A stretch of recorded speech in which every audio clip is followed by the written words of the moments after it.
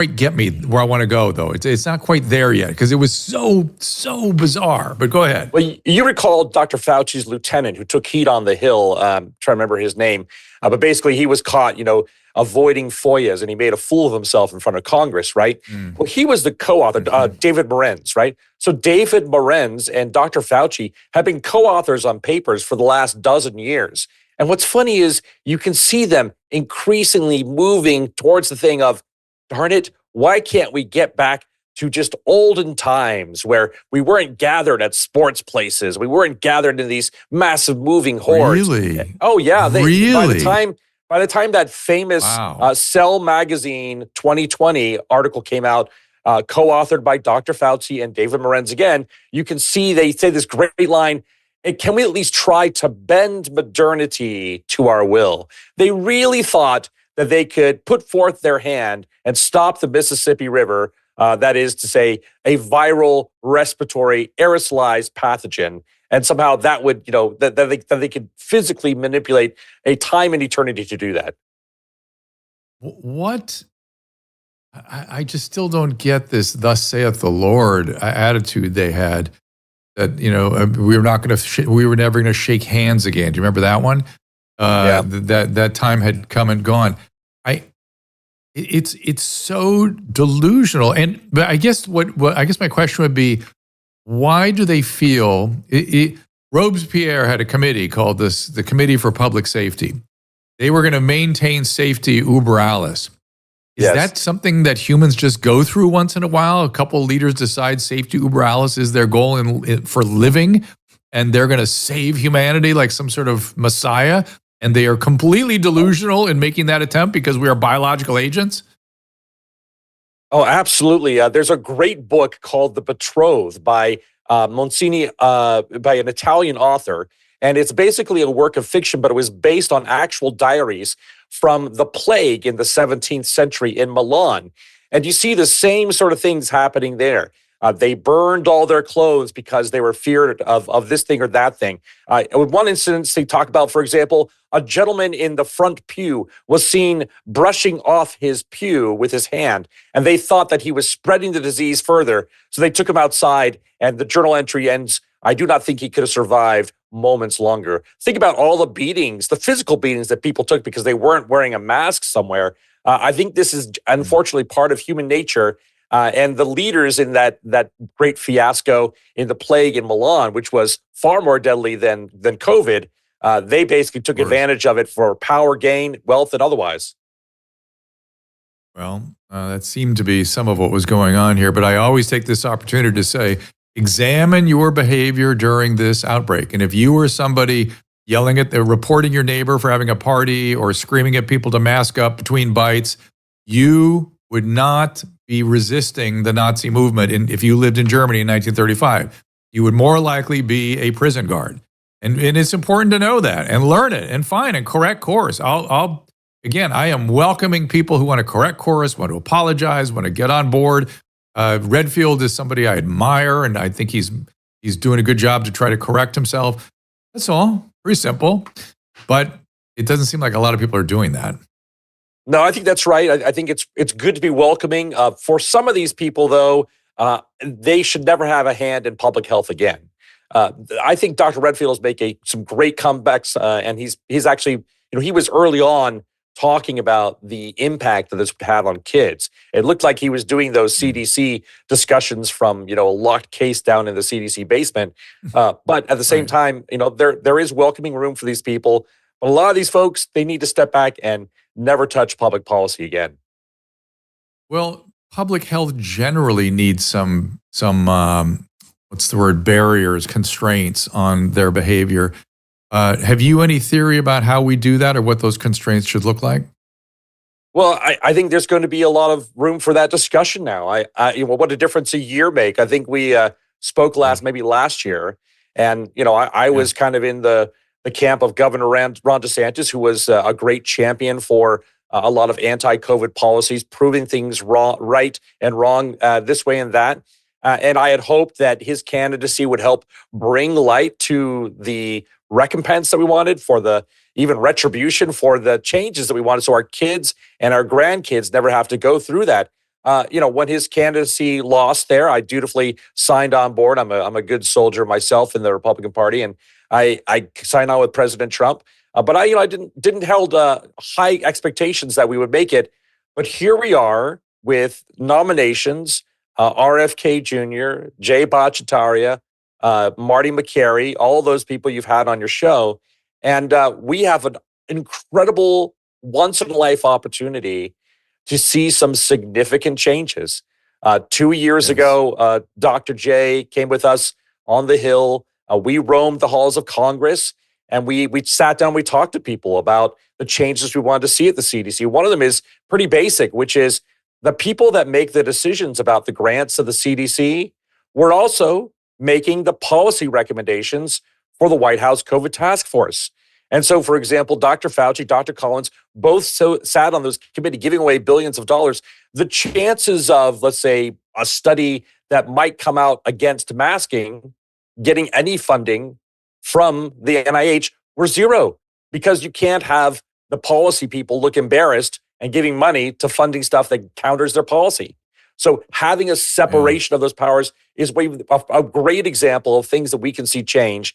And I think the other thing that Dr. Bhattacharya is talking about has been that sort of cost-benefit analysis, understanding that you need to do an assessment as to what impact will this have down the road. The first year, recall, Dr. Drew, the first signs of real danger were when oncologists started raising alarms in the spring of 2020. And they said, okay, either COVID has cured cancer or something else is happening, because we're seeing half as many patients as we used to.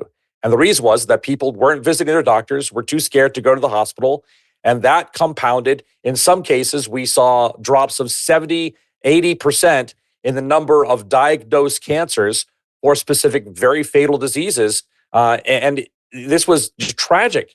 And that's just the tip of the iceberg. So those are things that I had to pinch myself sometimes to see, like Marty McCary at the FDA, this man who basically I hold in great regard.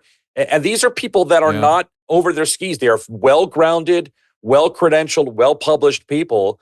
And I think that our country's going to be much better off for it. I hope they can get a control of this thing. I think they may need help from the Doge team. I remember talking to Ben Carson when he got in there, and he was just like, "Oh my God, this is so difficult. It's such a mess." He wasn't fatalistic, but he was like, "This is worse. This is more challenging than I imagined." So I feel like they must wield their terrible swift sword in order to get compliance from this bureaucratic morass that is really the group that thinks they run the government, not the people of the United States. Which is, when I started hearing those stories from the bureaucratic fronts, really disturbed me. I mean, it's just the opposite of what this country is supposed to be. Those people serve at the whim, at what's the word I'm looking for? At the happiness or whatever of the president or other elected officials who we put in. Not that they should be running the government, not at all, and they should lose their jobs if they have that attitude. Yeah, it's very difficult to get rid of entrenched, calcified government bureaucracies. And so they're going to have a large task in front of them. If you ever want to sort of just drive yourself crazy, but also get into the nitty-gritty of things, go look at the Federal Register. This is the publication that the government puts out every single weekday. It's 300 to 500, sometimes 700 pages long. Everything that your government is doing on a daily basis, from tracking minute shrimp viruses to satellite turnings, and you won't believe it. And whether or not they can name sunblock lotion, they're into everything, and it will drive you crazy. And I'm hoping that we can I think you just need to trim a lot of this bureaucracy down, and we might see some semblance of light. Well, isn't that the opposite of what the Founding Fathers intended? They intended a limited government constrained by the people. And the federal government was just to create a more perfect union and deal with defense and international treaties and interstate commerce, and that's it. That's what it was designed for. How do you have to wonder how we got here? Or I've noticed that I've noticed. Go ahead, Justin. Go. No, I was saying, you remember Alex de Tocqueville? He was a French debutante. This guy who basically came over and he went through the country and he interviewed people left and right, said, what makes America great? And he had some great insights. Yeah. And one of the things he came across with, this great line that always stuck with me, he says, the American Republic will thrive until its people realize that they can be bribed with their own money, right? And so I think that's part of the problem, is that we have such this turnstile of people that are paid by their own money and give more to feel good about themselves, but also just to make life easier. It's a difficult prospect left and right that they're going to have to deal with. And unfortunately, and one of the things I do study on the blog and everything else is the deep economic recession we have in, because this is to blame for COVID too. A lot of people don't talk about this because of the stimulus under President Trump, and then the stimulus times 3 under President Biden. That increased everyone's incomes over those periods by about 20%, okay? And that created this false demand and supply side, where demand shot up because people had all this extra money to spend. And so retailers, car dealerships, you remember how hard it was to find a new car? Remember all those boats that were stuck off the shore at LA port because they couldn't get in because everyone was ordering stuff from China? Well, we're on the back end whiplash of that because the government spigot has turned off. All of our incomes went back to 2019 levels. All these retailers have warehouses full of stuff they can't get rid of. And so now you see this economic downturn. The government is projecting that gasoline impact, the gasoline consumption next year will be at 2019 levels. We're going backwards because people don't have money to spend because of the retail issue that's happening, which leads to job. And it's globally. China is in a big hurting problem. All this because of COVID decisions. It's terrible, terrible consequence. The whiplash from COVID finance policies. In all of it, very predictable. I'm willing to give people 4 months or 6 months during the early days of the pandemic, trying to figure it out. No one got everything right, but some of the stuff that went on after that and the draconian measures that you listed at the beginning of this conversation were very predictably going to have deleterious effect. And this was not. You don't have to have a deep insight or profound clinical training or an immense imagination. It was sort of like textbook, all of it. It was. And, look, there's some bright sides. We have kind of a really interesting moment developing, right? One of the big economic downturns we had was the turn of the century. And then you had the internet take off to kind of help us ramp through up and down. One of the big downturns we had was 2007, 2008. And we had the iPhone revolution. So there are great opportunities to latch onto there. With the economic downturn that we're facing right now, we have the AI revolution. And this is something that I do professionally. And it's so interesting to help companies and help them understand how they can make use of AI efficiency to help them out where they're going like, my entire business is in shambles because I bet big on a big fake economy that was boosted up by fake money coming to people's pockets.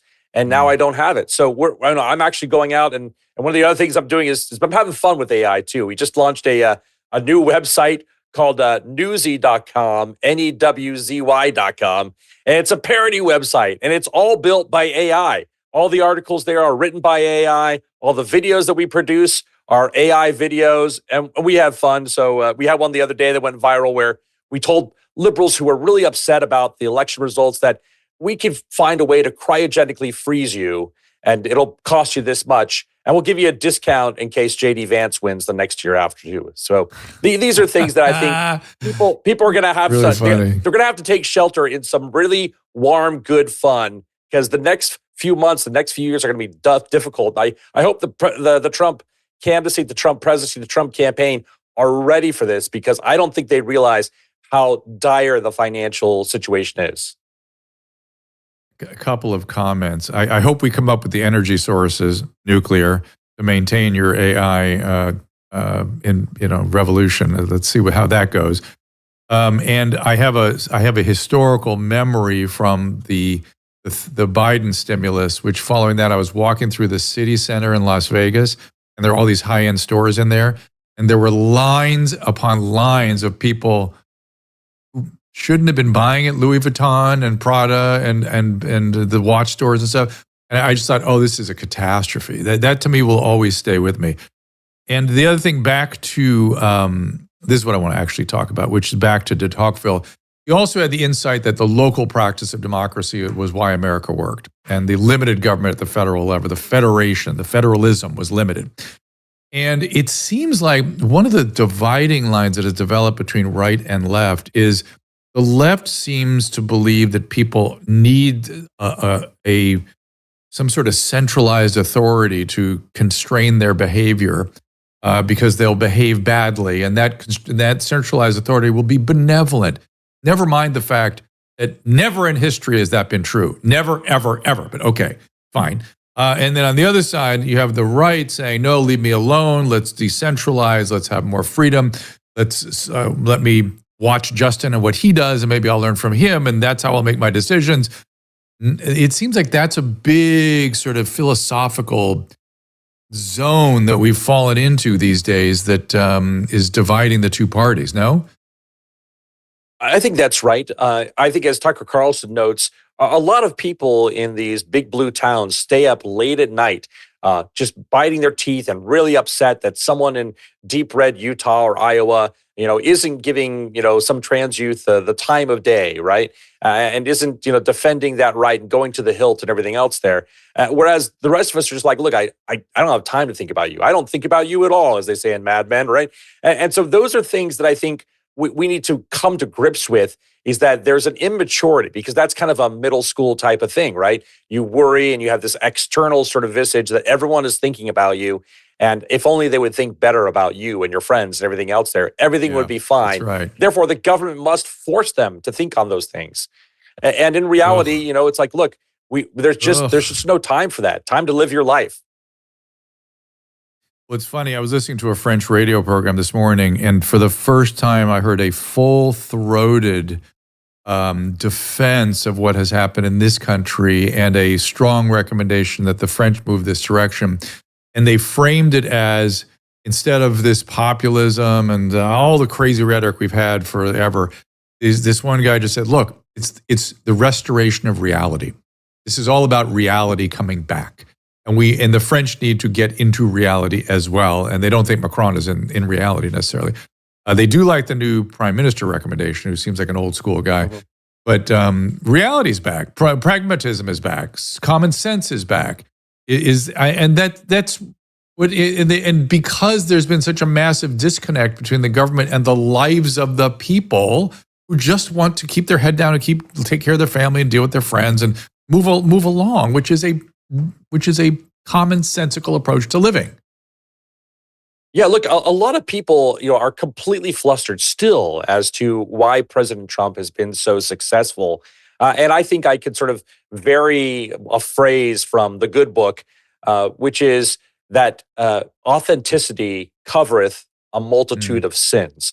And I say in this term that President Trump is the same person in front of the mic as he is one-on-one, right? Like, he wouldn't say anything behind doors that he wouldn't say to your face, and kind or otherwise, right? And that authenticity is so hard to find. I've been in politics most of my career. I've met many politicians. I've worked for presidential campaigns, and almost to a person, the candidates that you talk to one-on-one have a very different rapport than when they get in front of a pulpit, right? And I think one of the things that President Trump has found is that if you're authentic about what you are, you get a lot of leeway. You get a lot of leeway on the issues, because there are some things that President Trump does where I pull my hair out. But at the same time, I appreciate that he's just straight open and honest about what he's doing and what he's thinking at that moment. And I just have that expectation set. I think a lot of people do. That authenticity is something that the Democrats are trying to find, because they're trying to manufacture it, right? They're going on these call me daddy podcasts and these other things. And you realize that, that very casual conversation like we're having, like Joe Rogan has, they can't emulate it, because they can't drop their facade and tell you what they really think, because if they do, you would vote them out of office, period. Right. Or they'd alienate some version of some piece of their party. Two last questions. There's a bunch of chatter I want to respond to, and then I want to get into the little bit of vaccine. People are asking what your training and background is, which I don't know. Where did you go to school? What was your training originally, and how did your career went go? To BYU. I'm a self-made data guy, though. I've been a chief marketing officer, chief data officer. of several companies, but I've worked mostly in politics, do data analytics and AI stuff for a bunch of firms around the country here. My And day then job, the though, is vaccine. doing political fundraising for campaigns up and down the sphere. And I always have to say this, I apologize. My main medium for raising funds is over your text messages. You guys are great. Thank you for responding so much to those political text messages. They work. They work. I hear laughter in the figured that's background why I there. get so many of them. And Yes. Susan's like, she's always complaining about They don't them. work with So me. next time, yeah, they don't work with me either. But next time, go. It's Justin Hart. Damn it. Oh, that was you. Yes. So I just wonder if I saw Just the Data today. He's an ex I like following because I feel like he's trying to present the data. Was comparing sort of cancer, heart disease, respiratory deaths from Florida and California. I don't know what to do with all this data. I get worried that people are getting crazy on all sides. Because I'm such a moderate. I'm just trying to plod my way towards the truth, and I can't find it yet. The whole notion of turbo cancer, I think, is mistaken. Cancer has always had an aggressive version. There's always aggressive cancers out there. It could COVID have caused it? Could the vaccine have caused it? Could vaccine plus COVID be responsible? It would be very difficult to tease that out. But I'm having trouble finding reality in the mix. There's no doubt in my mind that they did not have the bioethical standing for a mandate for young males in college. Absolutely not. And those kids should be pissed if they got myocarditis, and they should take appropriate action. But my elderly patients probably benefit from some vaccine and maybe one booster. After that, I don't know what we're doing. I don't know. I can't see the benefits. How do you interpret all that data? And we'll sort of wrap up with this topic. Well, look, this is the neat thing. The data is all there. We've been foiling it for 3 or 4 years, and we're hoping that once someone gets in there, we'll be able to open that up and see it. I'll give you just one stat, and this is more of a political stat because I think it's very instructive. The CMS, which is the body that oversees the policy for Medicaid, Medicare, reimbursements to hospitals. That's going to be Dr. Oz coming up. Right, by the way, right, that'll exactly. be a good thing too, I think. That one, for example, they had a policy that on March 22nd, 2022 was the last day that you could submit reimbursements from a hospital to the CMS, to HHS for reimbursement for a COVID death or a COVID sickness otherwise. And if you look at the charts on COVID, all of a sudden, deaths from hospitalizations dropped completely off a cliff after March 22nd, 2022. And all I would say is when the government came in and closed the most profitable parts of a hospital, right? Any good administrator would do everything in their power to make sure they got reimbursed from the government for everything they could. Now, my team had the opportunity, thanks to Dr. DeSantis, thanks to Governor DeSantis and to a few other people there in Florida, to examine 800 death certificates directly with personal information left out. When we got those death certificates, we were able to look at part 1 and part 2, and we were able to determine that like at least half of this stuff was just lazily printed out and put a COVID mark on there. And we saw things like, gunshot wound and broken femur of a COVID death, right? And so I'm not saying there's anything nefarious going on. I think the incentivization to keep hospitals open was basically created an atmosphere where everything was marked as COVID. And as you can tell, when you have a COVID test that can pick up a COVID infection at 5 days or 75 days, then they're going to have a lot of COVID infections there. It was all set up, and it's nothing, I don't think, conspiratorial, nefarious, but in the end, it didn't help the numbers at all, and I'm hoping we'll have some clarity on that. And I would urge you, please, it may be too big a topic, but the way we fill out death certificates in this country is ridiculous.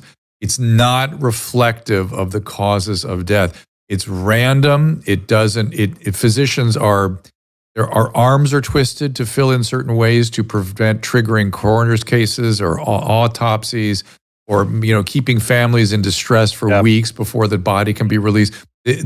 And ultimately, they push you to put in cardiovascular death. In other words, they push you to put in window 1, heart stopped, cardiopulmonary arrest, which you can always put in there. That's always the imminent cause of death is the cardiopulmonary arrest. what leads to the cardiopulmonary arrest, the 2 and 3, they also, if you say aspiration pneumonia, oh, no, that won't do. And so it's crazy that we are not at our liberty to fill out a death certificate that reflects how somebody died. So there's so much just in that. The other thing I was thinking about, I'm thinking about so much here, but the other thing I was thinking about how so many of the public health officials in this country are either pediatricians or not physicians.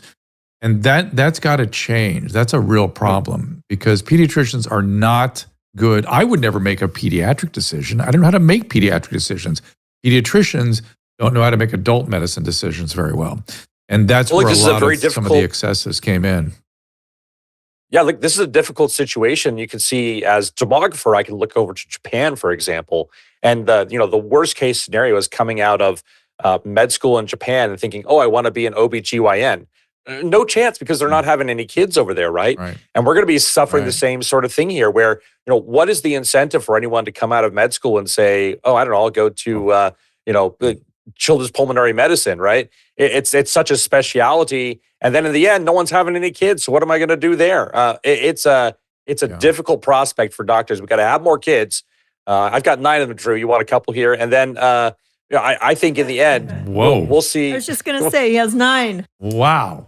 Holy moly. Brady Bunch style. But actually I remember you telling me that, but still I don't remember being 9. Even the Brady Bunch only had 6. Oh, I have a newborn. He's just a year old this next week. So, or was it 8? Brady Bunch 8?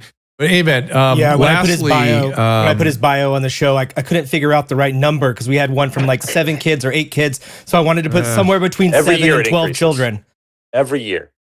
So last but not least, what is your plan? Are you going to help RFK Jr.? What do you feel he's going to do? He told me his first act was to put a RICO case against the pharma with the journals to try to untangle that mess. I know he has a lot of things on his plate. It's really interesting watching him. He's so disgusted with the way things are being reported now. I can tell. He's just like, that's not true. He's like, he's tired. Like, just do your damn job. That's not true. But anyway, what do you see? You said you were hopeful about the future. What do you hope these people do?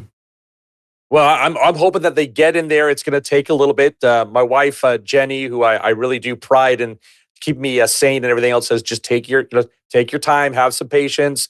I'm not going to be going to DC anytime soon, but we'll see in the future what transpires.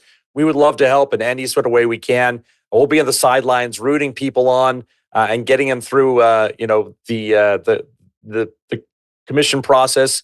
They've been nominated now. Let's get them confirmed and see what's going on here. That would be nice.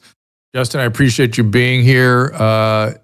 Is there a book? Do you want to promote the Gone Viral? Sure. Isn't that there it is. Gone Viral, How COVID Drove the World Insane. Gone Viral, How COVID Drove the World Insane. We did really well on our first printing there, and let's get it to a second one. I'd love to see that. It gives you basically just the lowdown on everything you want to see. That litany that I rattled off at the beginning of the show there is all there in the book there, and I think it's a good memory. It drives people crazy to revisit this stuff. You'll take crazy pills thinking, what did we do? But in the end, I think we'll be better for it. Yeah, I'm coming to understand what happened, and I'm also coming to understand that humans do this once in a while. I thought we got over this in the mid-20th century, but nope, turns out we're doing it again. Justin_Hart on X, Hart. Justin, thanks for coming in. Thanks, Dr. Drew. We'll see you soon. Good to see you.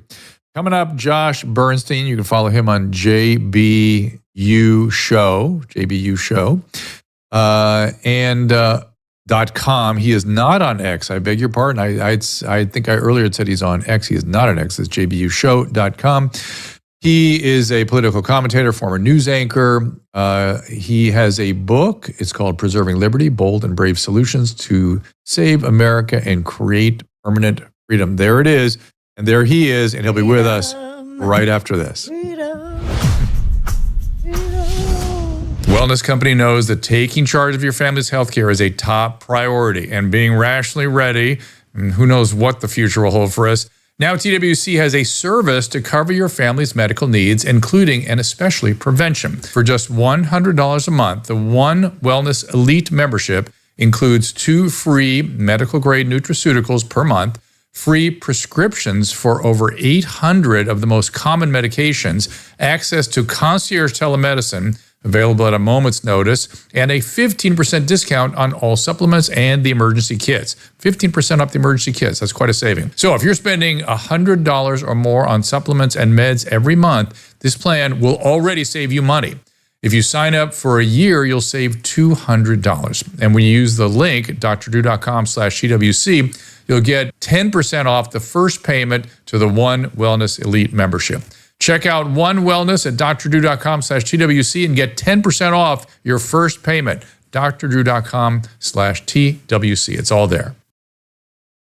And that suggests trouble in a relationship. Sean, who are you? Like Dr. Drew all of a sudden?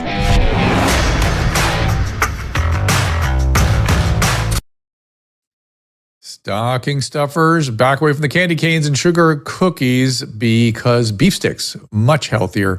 Jump online, order a sleigh full of Paleo Valley protein sticks this holiday. Whatever great snacks your family, they will love from Paleo Valley. All of them, go to dr.com/Paleo Valley for 15% off your first order, 20% off when you subscribe. The protein sticks, of course, come in beef, venison, grass-fed, finished, made from bones, not hides. That's the broth. And there are 5 varieties of beef sticks in addition to the pasture-raised chicken and pork sticks, all low in calories, high in protein, dense in nutrition, free of chemicals or processed ingredients. The Paleo Valley team is extremely careful about how they source their stuff. Superior to other jerkies out there. Paleo Valley also has some amazing superfood bars that we love as well. Red velvet and dark chocolate chip. Actually good for you. Susan loves the lemon. And now they're all very festive, and be sure to have multi-purpose salted caramel chocolate or vanilla bone broth, protein, or you can use like a dark chocolate, like a hot chocolate during it literally tastes like the hot chocolate you would normally make, except it's protein. It's carefully sourced, produced, and drdrew.com has it. drdrew.com/Paleo Valley for 15% off your first order, 20% off when you subscribe. Next up, it is Josh Bernstein. He is into a lot of different topics, and I want to get an update from him today. Josh, welcome to the program. It's great to be on the program with you. You're not on X. Is that a statement of some type? No, actually, I am on X at Preserving Liberty, but I've been one of the more censored people the last 4 years. So sadly, I had to use a different type of name on X. But you can find me there. You can find me on Truth Social and Getter and a couple of others. And of course, my website, which is jbushow.com, as you can see behind me. What got you censored that we now know to be just simply axiomatically true? Well, that would take up the majority of our segment, but I'll give you the skinny on it. I exposed Ilhan Omar, Ilhan Noor Saeed Omi, where she came from, how she came to America. And long story short, she didn't like that too much. So within about a 48-hour period, I was pretty much ghosted. They attacked my Amazon Prime show. They attacked my Roku television show. They attacked YouTube, Facebook, Instagram, Twitter, you name it, all of it, even LinkedIn. I finally got my LinkedIn account back only about a week ago. So it's been a rough ride, but I'm here on the other side, and I wrote my first book, and I'm looking forward to Brendan Carr changing some of the rules, hopefully, when it comes to censorship in this country. Yeah, that certainly would be. I mean, the fact that we even have to say that is so odd to me. I mean, the First Amendment has been under attack. I can't get my head around it. It's so contrary to every principle I thought we lived by. Put it this way, we are in America, and for me to speak freely the past 4 years, I have to rely on a full 24/7, 365 security team in another country. Let that set in for a second. In other words, I'm a little confused. You had personal security issues or security to make sure your material stays out there? Security for my website. For my website, I've got 14 levels of security on my website. I've exposed judges, organizations on the left, on the right, as an investigative journalist for well over 12 plus years. And well, I'm just not going to be invited to any of the cocktail parties in DC in the swamp anytime soon. But hopefully that swamp is going to get cleared out here pretty soon. So we'll see. One of the sort of thought bubbles over my head throughout this whole fiasco has been, what happened to journalism? What happened to journalists? It's really odd, and they don't seem to be backing away from their whatever this new ethos is. Yeah, I talk about it in my book in chapter 10. I came up with a Truth in Media Act. And, the bottom line is these prevaricators, these saboteurs, these prostitutes, as I like to call them, they will say anything just for a story. If it leads, it bleeds. It doesn't matter whether it's true, and they never do any retraction. So if we had a universally adopted and approved way to hold, I think, these journalists accountable, I think that would be great. I know that the new Voice of America director, Carrie Lake, has said that she's going to look into possibly some of the FCC licenses for a lot of these people that are just spewing and pushing garbage that is not true or accurate. Right. So let's drill on that a little bit, because you're not saying infringe on their First Amendment privilege to say what they believe. You're wanting them to be held to the contract that they have to have the airways, the access to the airways that they do. Yeah, absolutely. I mean, look, it's a pretty big responsibility to be able to report the news. And if you are not telling people the full truth, or you're leaving details out, or you're selectively editing, or whatever it is that you may be doing because you have an agenda, then that's not reporting the news. That's becoming a propagandist. And I think those folks need to be held accountable for that. Now, I'm not a big government guy, nor do I talk about that in my book at all. But I think there needs to be a universally approved and agreed upon almost ethics, if you will, ethics for journalism in general. We need to bring integrity back to journalism. People like yourself, like me, many others in alternative media, we don't have an agenda. We just have, the only agenda we have is to the truth. And wherever that truth may lie, may be on the left, right, or in the middle. And I'm not a journalist. I'm just somebody, and I have a certain professional training and experience clinically, but I've been in media a long time. I know how to use media, and I think the truth has been in short supply. So I'm trying to ascend to it. And people lie and distort to me, and my job is to deliver to the audience and let them decide for themselves. Speaking of distortions, I believe you've been speaking lately about the situation in Romania. I don't think people are. No, but I don't think it's being reported on. Let me. I think you're talking about this. At least my producer said that that's something on your radar. My understanding of what has happened is that we have once again, put our finger on the scales in the elections in Romania, because NATO wants to build a giant base on the Black Sea right across from the Crimea, which seems like Ukraine too to me. This seems like we're doing the same thing we did that triggered the whole Ukrainian crisis. And I don't hear that being reported anywhere. Do you? Do you see it reported? And am I getting this right? I haven't been the one that's been talking about it, but I can comment on it. I mean, clearly, look, Russia, again, when they invaded, Crimea in 2014, then Barack Obama said, well, if you go into Crimea, there'll be a red line. And of course they did, and it might have well have been a chorus line, because there was nothing that was done about it. But let's not forget that in this current conflict, Ukraine are the aggressors, number one. They are the ones that have the biosafety labs all over Europe. They are the most corrupt country in Western Europe. They want to join NATO. Of course, Vladimir Putin does not want a NATO-endorsed country that close to his borders, so he's pushing back against it. But look, the bottom line is President Trump needs to end this war. One of the things that I think has switched, possibly with Democrats and Republicans, is that Republicans are now the ones that don't want to get into these global conflicts. We want to be more protectionist, and we don't want to do nation building around the globe. Certainly, we have to have troops in certain areas and hot spots, of course, South Korea and other places on the Korean peninsula, the Asian peninsula, just to keep things copacetic and keep everybody in check. But we certainly don't have to do nation building. And I think that's been a big change, a sea change, if you will, between the Republican Party and the Democratic Party. But the bottom line is theory why that is happened? a disaster. What's that? Theory why that happened? It's so bizarre. Yeah. That left to right shift.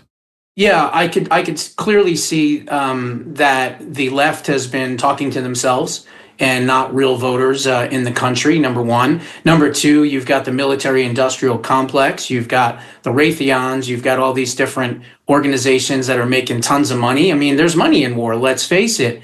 And as the great George Carlin once said, Americans, are in a war typically about every 25 years, if you look at history. And we need to stop that. There's no reason for it. I mean, look at the absolute horrific pullout in Afghanistan, or as I call it now, Talibanistan, because that was an absolute disaster. So again, we're seeing it repeat. They're spending all of our money, all of our capital, and they're giving it to a country that is obviously losing the war completely. And all it's doing is exacerbating, God forbid, a possible nuclear proliferation against the United States and its allies. So I'm really excited that President Trump eventually here is going to get back in office and take care of these things, and no more foreign wars. I wonder if you have any opinion about this whole drone thing that's been going on. Thank God you asked. I figured I was on your behalf, Susan. But my fundamental feeling about it is, my God, we're at a place where I don't believe anything our government says. I don't believe anything that's on the press. When I see Mayorkas sit up there and say, "Oh, there's nothing to see here. It's all a mass hysteria," or I don't know what he's alleging even, but there's nothing. I just get disgusted. I don't know what to even think. What do you think's going on? Well, I think it can really only be one of two things, and possibly both.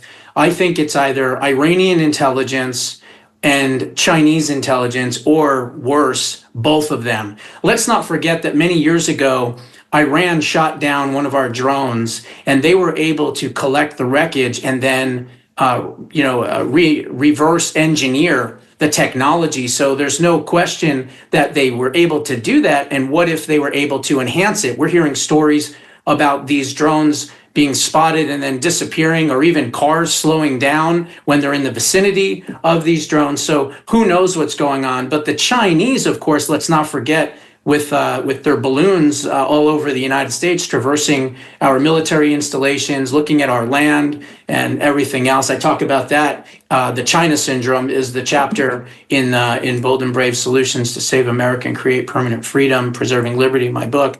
And so I think that it's probably the two of them working together. But let me just give this warning to President Trump and his people.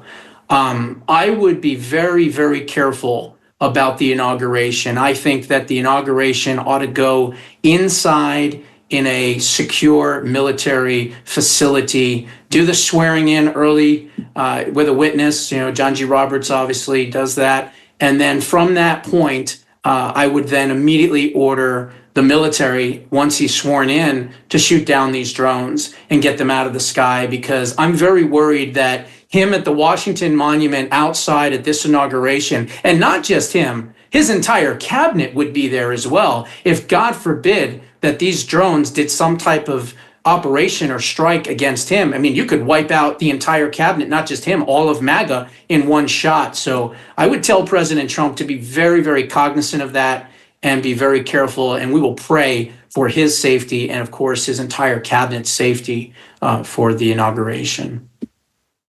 It just seems to me that if they were actually enemy crafts, wouldn't they attempt to shoot them out of this? Wouldn't you see military aircraft from our country checking it out? The scary part is that hang on a second, Josh. Hang on, China. Hang on, Josh. Susan's way into this. Explain it. It has to be China. Okay, that's what I always say. Anyways, keep going, Josh.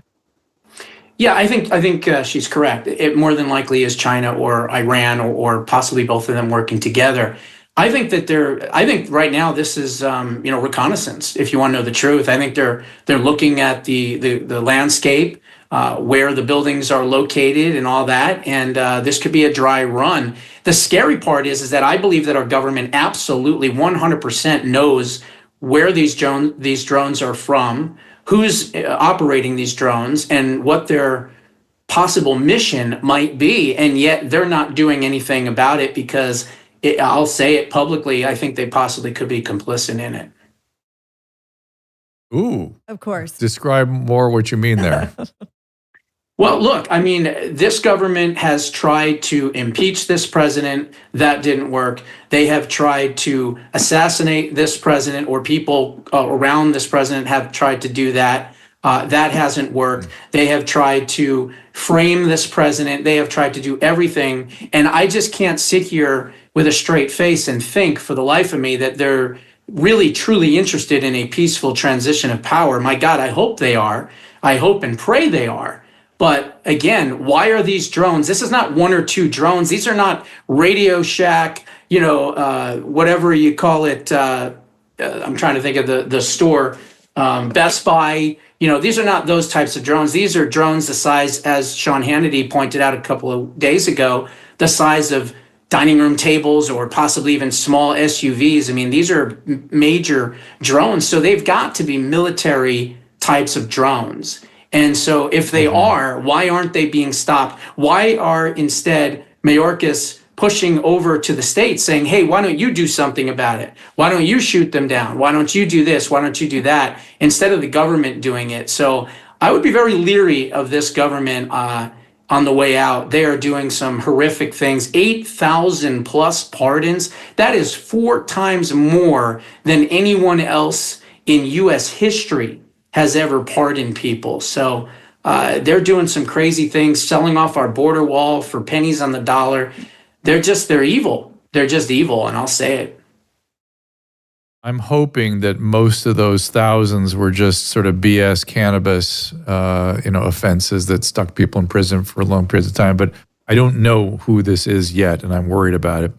The other thing, did you see Kash Patel talking about having reviewed the Kennedy assassination file and the 9/11 file, and saying that there's certain things in there that, for reasons he was very circumspect about, obscure, that we will never be, we can't release, and that everything that is known is already out there, essentially, and that 9/11, when you see that, it will piss people off. I didn't know what that meant. I wonder what your thoughts were on all those comments.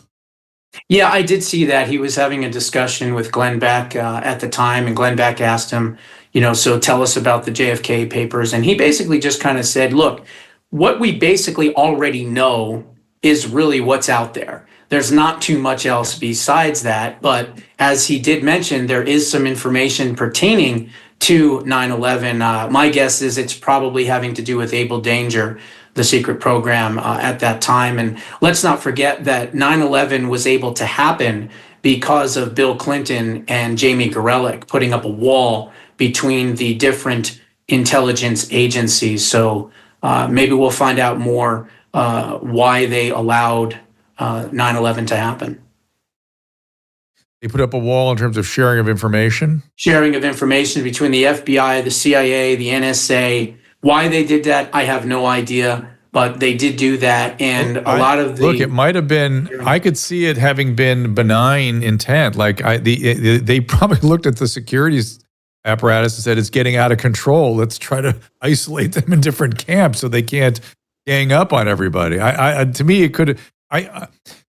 Bill Clinton was a very smart dude. I can't imagine him doing stuff that was dumb. It sounds dumb if you think of it on the foreign adversary scale. It sounds sort of smart from the standpoint of containing this thing that has spiraled out of control since then. Yeah, well, think of it this way. I mean, if you knew that there were people that were wanting to take flight lessons but not wanting to learn how to land, perhaps that might have been a red flag. I don't know. Yeah, just maybe. Just maybe. Well, what is on your radar presently? What is worrying you these days? What is on your... Well, first and foremost, I in would your say, crosshairs. Yeah, I would say the first thing the next hurdle we have to get over, I would say, would be the inauguration. I just hope and pray that nothing goes down on the inauguration. I think, again, until we figure out where these drones are coming from, who's operating these drones, and what's their purpose or mission, I believe that President Trump would probably be smart to do some type of inauguration inside of a secure building, a military building, rather than being on the outside. But other than that, preserving liberty, bold and brave solutions to save America and create permanent freedom. It's about 150 pages. It's a pretty easy read. This is the type of book that you'll want to read with a yellow highlighter in your hand. It's been endorsed by 2 New York Times bestselling authors, and the foreword was written by a good buddy of mine and a sitting member of the U.S. Congress. So I'm excited and I'm proud of it. I basically talk about lots of different things that are problems, but I don't just talk about the problems. I talk about different types of solutions and how we can solve a lot of the issues that we face. Yeah, I'm just so pleased that reality is coming to bear. The common sense is coming back. Problem solving is coming back. It's like we're not.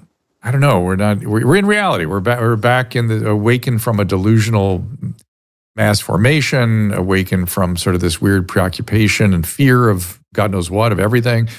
But I'm glad to see that reality is reasserting itself. I would have predicted that it always will, but it was getting weird where I was starting to worry about it. Josh, thank you for going ahead and make a finished comment, and we'll wrap this up.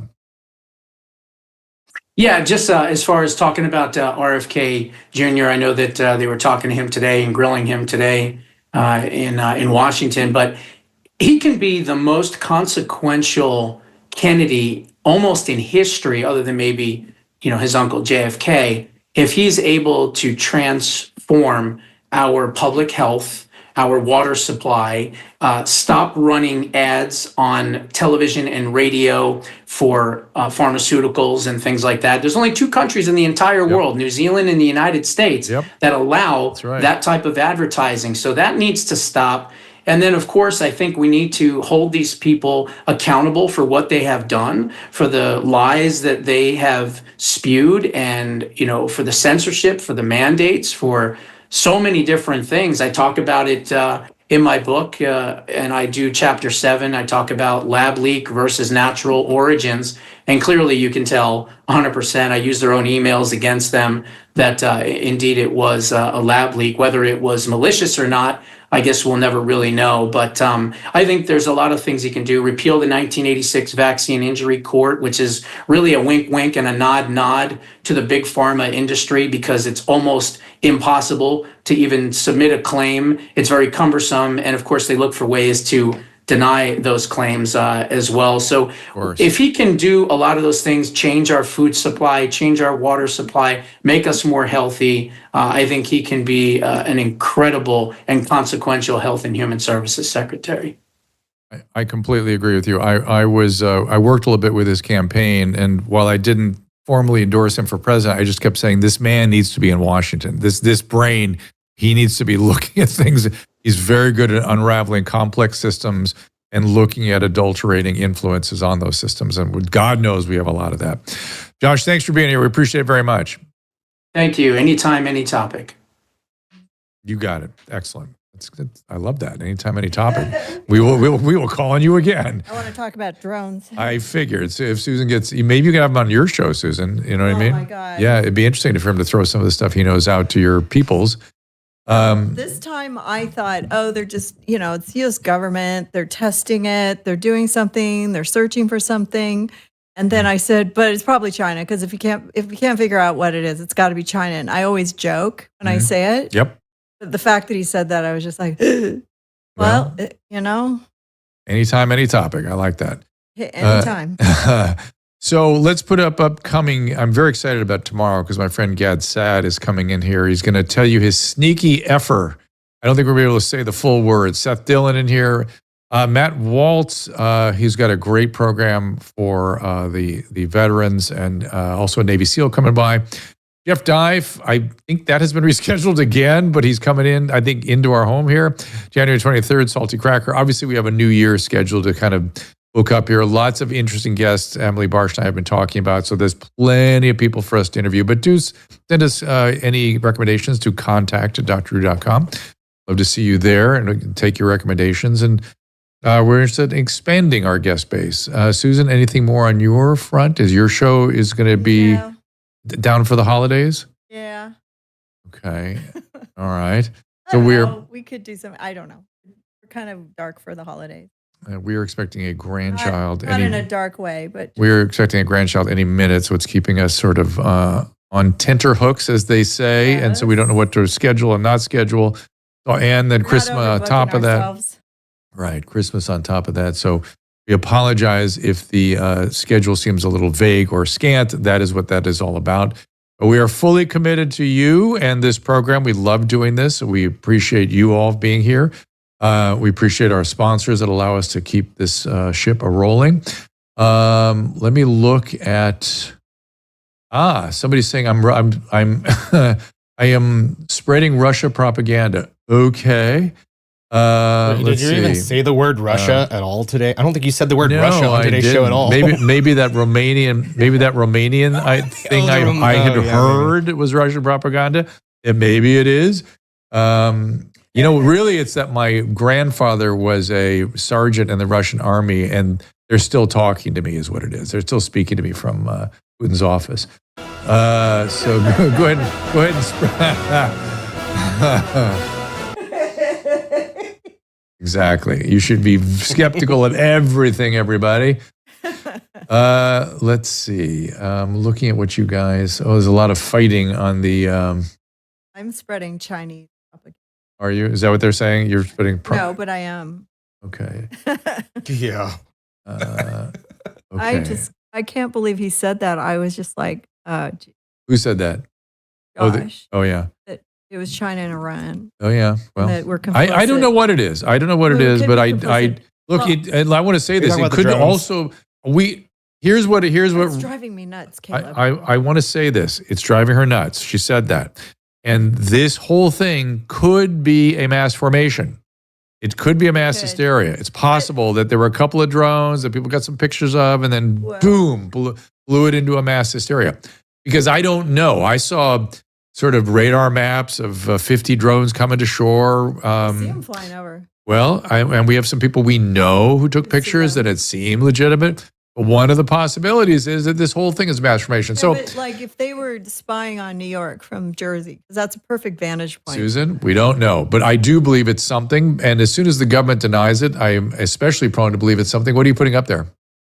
It's a tweet that pretty much sums up my thoughts on this, which says, isn't it convenient that there's always a bill ready to be passed to take advantage of any random wink situations? Which is what that's my belief on it. I think it's what you're saying is it's a lot of some people see things in the sky. Other people think they see things. Then people come out and debunk those things. And then there's more. Yeah. And then I think it's all just about asking the questions, causing drama because they want to have more control over our skies. I mean, we do have a problem coming, maybe it guys. did. Maybe that was something else. There are so many drones. What do you think the out problem there. is? Drones are very quiet. They're very sneaky little effers, and you can do a lot with them. And they're not quiet. They're huge, Caleb. The smart huge. ones they're are about the size of a minivan, and they are really noisy. I'm reading your guys' chat over on the rants and restream. So if you want me to see stuff, enter it right now. I'm looking at it. I don't know.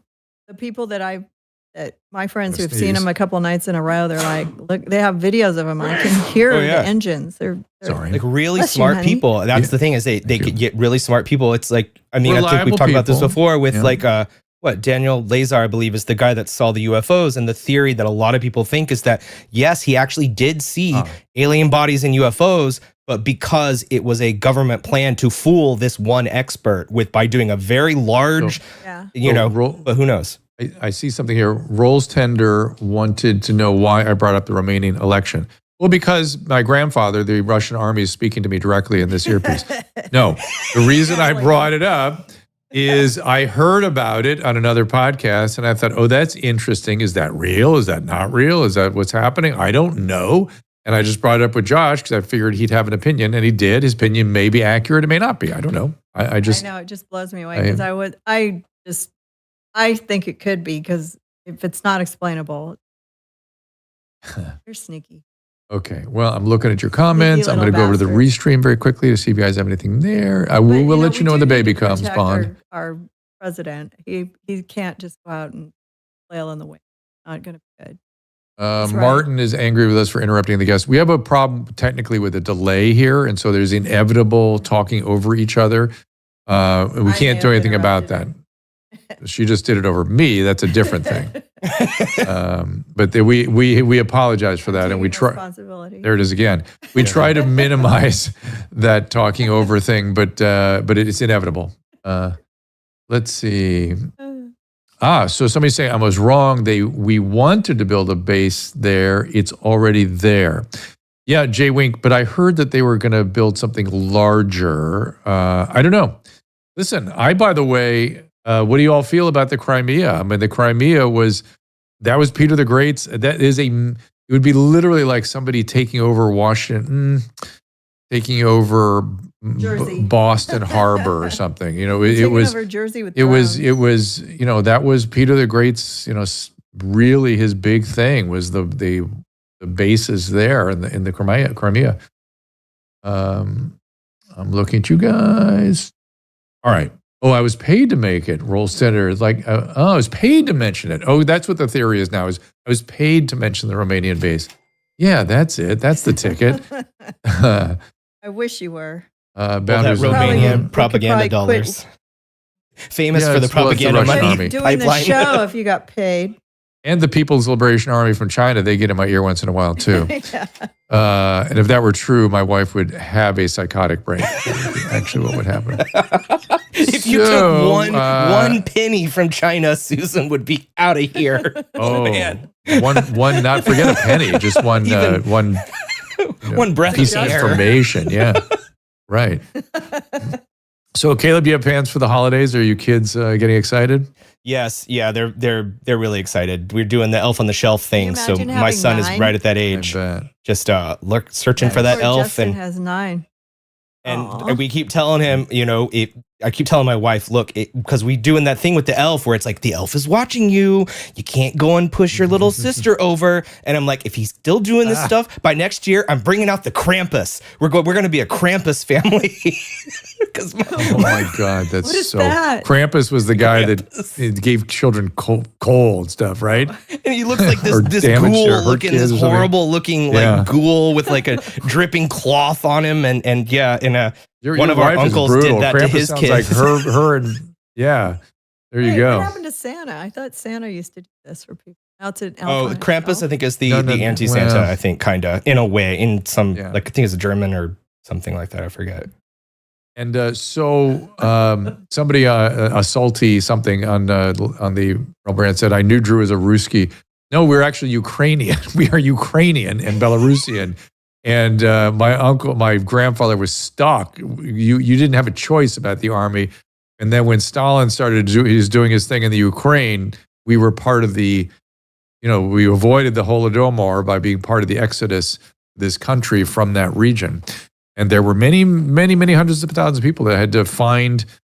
We had to prove that our family could support itself. We had to find sponsors. We had to come in through Canada. It was a huge mess. It wasn't like people today. You just walk in through the border. No. Well, I'm glad you didn't stay. You'd end up in the Ukraine.